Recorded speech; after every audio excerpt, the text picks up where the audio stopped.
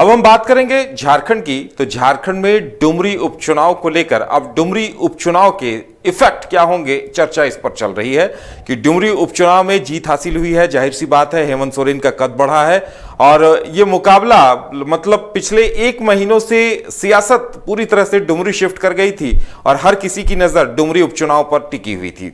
ज्यादा जानकारी के लिए इस वक्त हमारे साथ हमारे संवाददाता मदन टिके हुए हैं। मदन जुड़े हुए हैं। मदन, डुमरी की अगर बात की जाए तो ओवैसी चुनाव प्रचार को आए थे, उन्हें लेकर चर्चाएं चल रही थी कि अगर उनका कैंडिडेट वोट ले आता है, लेकिन डुमरी की जनता ने उन्हें बहुत कम वोट दिया। इसके साथ साथ जिस तरह से मतगणना के दौरान एक दूसरे पर हावी होने का, कभी जसोदा देवी एक हावी हो रही थी, कभी बेबी देवी आगे चल रही थी, कभी जसोदा देवी आगे चल रही थी, मतलब एक दिलचस्प मुकाबला। और उसके बाद हेमंत सोरेन का बॉडी लैंग्वेज, उनका कॉन्फिडेंस, जाहिर सी बात है ये तमाम चीजें डुमरी उपचुनाव के इफेक्ट के तौर पर क्या कुछ निष्कर्ष निकाला जा सकता है? बिल्कुल, देखिए डुमरी उपचुनाव में जो सियासी रंग है वो काफी फीका हो चुका था। हम ये कह सकते हैं कि एक तरह से सियासत जो है पूरी तरह से शिफ्ट तो हुई थी, लेकिन आरोप प्रत्यारोप का दौर जो है वो लगातार चलता जा रहा था, बढ़ता जा रहा था। सीधे निशाने पर थे एक तरफ से मुख्यमंत्री हेमंत सोरेन, दूसरी तरफ जो है बाबूलाल मरांडी। लेकिन वहां सीधे मुकाबला बेबी देवी और यशोदा देवी के बीच तो थी ही, लेकिन ओवैसी के एंट्री से त्रिकोणीय मुकाबला होने की संभावना थे। माना जा रहा था कि डुमरी में जो है त्रिकोणीय मुकाबला होगा, लेकिन सीधा मुकाबला बेबी देवी और यशोदा देवी के बीच हुआ। लेकिन एक और जो फैक्टर माना जा रहा था कि यशोदा देवी अगर ओबीसी के उम्मीदवार 15 से 20 हजार वोट भी अगर ले आते हैं, जिस तरह से उन्होंने 2019 के चुनाव में 24 हजार वोट हासिल किया था, अगर वो 15 से 20 हजार वोट भी ले आते हैं तो फिर एक फैक्टर होगा जब यशोदा देवी को जीत हासिल हो सकती है। लेकिन ऐसा संभव नहीं हुआ। लगभग 3700 के करीब जो है ओबीसी के उम्मीदवार रिजवी ने वोट हासिल किया। तो ऐसे में त्रिकोणीय मुकाबला तो अब नहीं ही हुआ। सीधे तौर पर मुकाबला बीजेपी समर्थित जो एनडीए उम्मीदवार थी यशोदा देवी और बेबी देवी के बीच में देखने को मिला।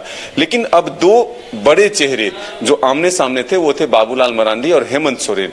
इन दोनों के प्रतिष्ठा भी दांव पर थे और इसमें जो है कद हेमंत सोरेन का बढ़ा है, चाहे वो कुशल नेतृत्व प्रचार को लेकर के हो या फिर स्ट्रेटेजी बनाने को लेकर हो या फिर चुनाव जीत के जो सहरे होते हैं, यानी कि परिणाम का जो एक तरह से क्रेडिट होता है, वो सीधे तौर पर मुख्यमंत्री हेमंत सोरेन को मिला कि इंडिया गठबंधन को भी एकजुट करके इस चुनाव प्रचार में लगाया गया। और सबसे बड़ा टास्क जो था, अगर मुस्लिम वोटर जेएमएम से शिफ्ट हो जाती ओवैसी की तरफ, तब फिर हार का जो है सामना करना पड़ सकता था। लेकिन इंटैक्ट होकर तमाम वोटों को एक मुश्त जो है शिफ्ट कराना, ये बड़ी चुनौती थी, जिसमें कि जेएमएम ने कामयाबी हासिल की। हेमंत सोरेन का नेतृत्व ने उसे सफलता में परिवर्तित किया। बिल्कुल तो मदन, इसके साथ अगर आजसू की बात की जाए तो आजसू ने भी अपना कद बढ़ाया है, क्योंकि पिछली बार वोटों का अंतर काफी ज्यादा था जो कम हुआ है। और आजसू की कैंडिडेट जसोदा देवी मतलब 12वें 13वें राउंड तक मुकाबले में नजर आई हैं, बल्कि लीड करती नजर आई हैं। बिल्कुल, देखिए आजसू और बीजेपी ने जिस तरह से यहाँ पर चुनाव मिलकर लड़ा, उसका परिणाम जरूर अच्छे आए हैं। वोट का प्रतिशत और जो वोट की संख्या है वो जरूर बढ़े और इसी से उत्साहित हैं बीजेपी चाहे आजसू के नेता। वो ये कह रहे हैं कि हम चुनाव जरूर हारे हैं, वोटों के आंकड़े में हम जरूर पीछे रहे, लेकिन जिस तरह से डुमरी की जनता ने हमें आशीर्वाद दिया और जो वोट हासिल हुए वो कम नहीं है और हम इस उम्मीद के साथ आगे बढ़ेंगे और मेहनत करेंगे कि आगे जीत जो है हमारे हाथ में हो और हम इस जीत को हासिल करें।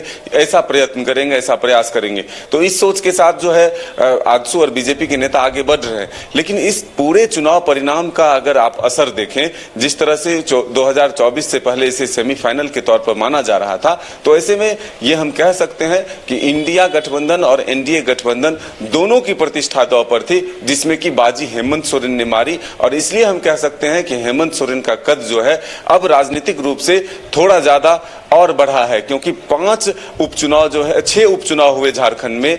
दुमका से लेकर के अगर आप देखें, जब मुख्यमंत्री हेमंत सोरेन ने दुमका सीट खाली किया था, वहां से लेकर के अगर डुमरी तक के उपचुनाव को देखें तो 3 उपचुनाव जो है जेएमएम लड़े और तीनों पर जीत हासिल हुई। 3 पर कांग्रेस लड़ा, जिसमें से कि 2 पर जो है कांग्रेस ने जीत हासिल की, और 1 रामगढ़ का चुनाव जो है वो आजसू ने जीता।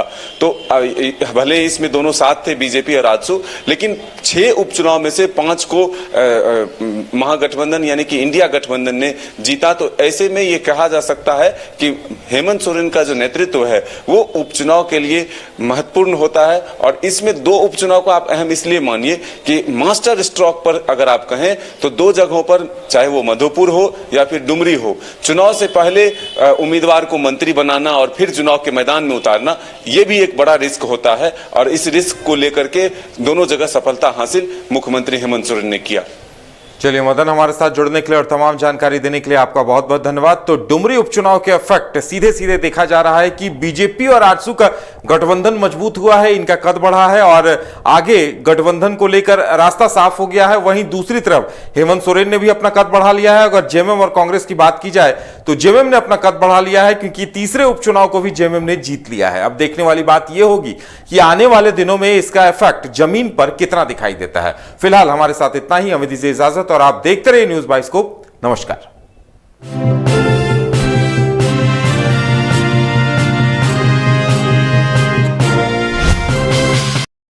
झूमेंगे घूमेंगे गाएंगे हम, वाइल्ड वाली वाटर पार्क जाएंगे हम। झूमेंगे घूमेंगे गाएंगे हम, वाइल्ड वाली वाटर पार्क जाएंगे हम।